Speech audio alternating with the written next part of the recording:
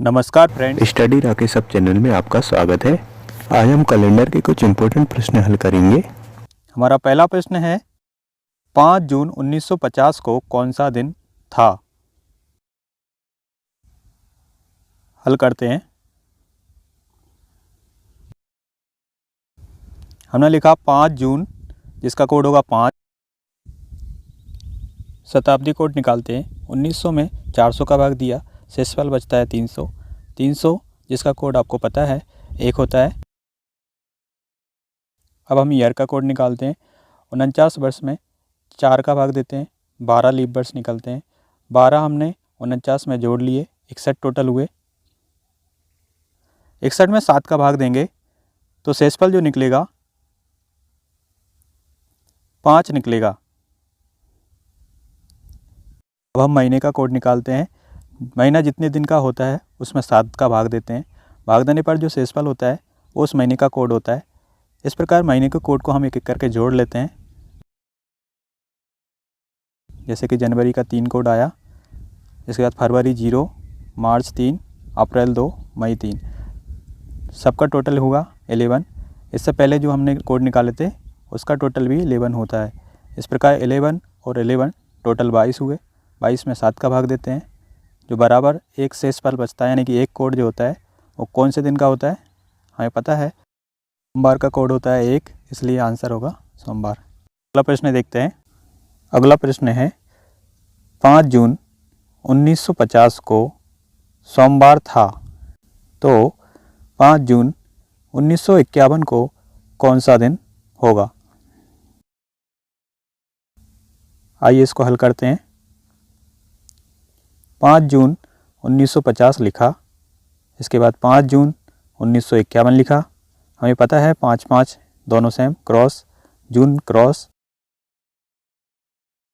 1950 से 1951 तक एक वर्ष अधिक हुआ, इसलिए साधारण वर्ष का कोड होगा 1। जब भी कोई दो साधारण वर्ष लगातार दिए गए हों और तिथि और महीना दोनों समान हो तो साधारण वर्ष अपनी पिछले वर्ष की तुलना में एक दिन बढ़ जाता है। इस प्रकार सोमवार में एक दिन जोड़ने पर मंगलवार आंसर होगा।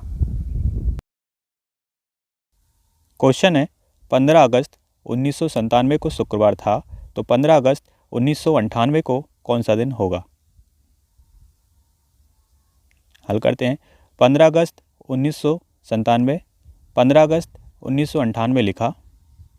15 अगस्त से 15 अगस्त आपस में क्रॉस हो जाएगा। 1997 से 1998 तक एक वर्ष अधिक होता है और एक साधारण वर्ष का कोड होता है 1, इसलिए शुक्रवार में हम 1 जोड़ेंगे तो आंसर आएगा शनिवार। प्रश्न है यदि 1 जनवरी 2003 को मंगलवार हो तो 31 दिसंबर 2003 को कौन सा दिन होगा। इसको हम हल करते हैं। यहाँ पर एक ही वर्ष का पहला दिन दिया है और अंतिम दिन का पूछा है, इसलिए कैलेंडर के नियम अनुसार जब एक साधारण वर्ष का पहला दिन जो भी होता है उस वर्ष का अंतिम दिन भी समान होता है, तो यहाँ पर आंसर भी मंगलवार आएगा। प्रश्न है यदि वह वर्ष जो कि लीप वर्ष नहीं हो और उसका पहला दिन शुक्रवार हो तो उस वर्ष का आखिरी दिन कौन सा होगा। इसको हम हल करते हैं। कैलेंडर के नियम अनुसार साधारण वर्ष का पहला दिन एवं अंतिम दिन दोनों समान होते हैं। यहाँ पर साधारण वर्ष का पूछा है जो कि वर्ष का पहला दिन शुक्रवार है, इसलिए यहाँ पर आंसर भी शुक्रवार होगा।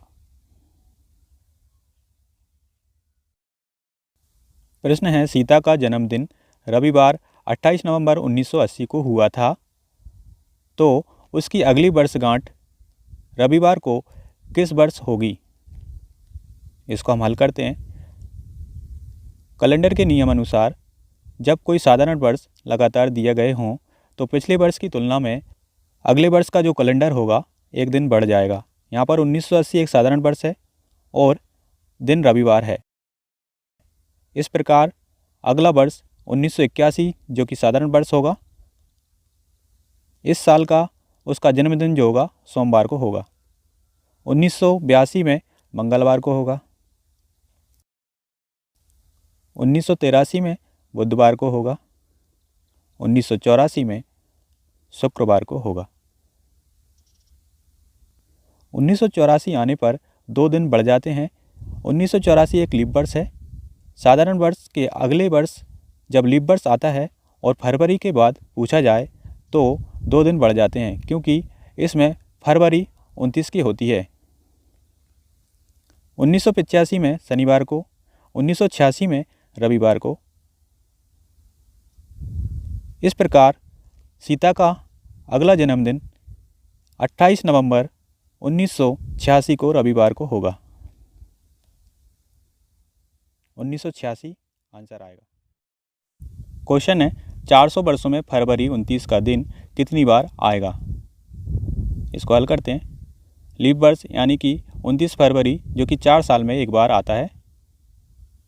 इस प्रकार 100 में हम 4 का भाग देते हैं, बराबर आएगा 24, क्योंकि 100वां वर्ष जो है वो एक साधारण वर्ष है। इसलिए 100 वर्ष में 24 लीप वर्ष होते हैं। 200 वर्षों में 48 लीप वर्ष होते हैं। 300 वर्षों में 72 लीप वर्ष होंगे और 400 वर्षों में 97 लीप वर्ष होते हैं, क्योंकि 400वां वर्ष जो है वो एक ऐसा शताब्दी वर्ष है जिसमें 400 का पूरा भाग जाता है। इसलिए एक लीप वर्ष और बढ़ जाएगा, तो 97 आंसर आएगा। तो दोस्तों, ये थे हमारे कैलेंडर से रिलेटेड कुछ इम्पोर्टेंट प्रश्न। आपको ये वीडियो कैसा लगा है आप हमें कमेंट्स में ज़रूर बताएं। अगर आप हमारे चैनल पर नए हैं तो आप हमारे चैनल को सब्सक्राइब कर लीजिए ताकि आने वाली वीडियो आप तक पहुंच सके। इस वीडियो को अंत तक देखने के लिए आपका बहुत बहुत धन्यवाद।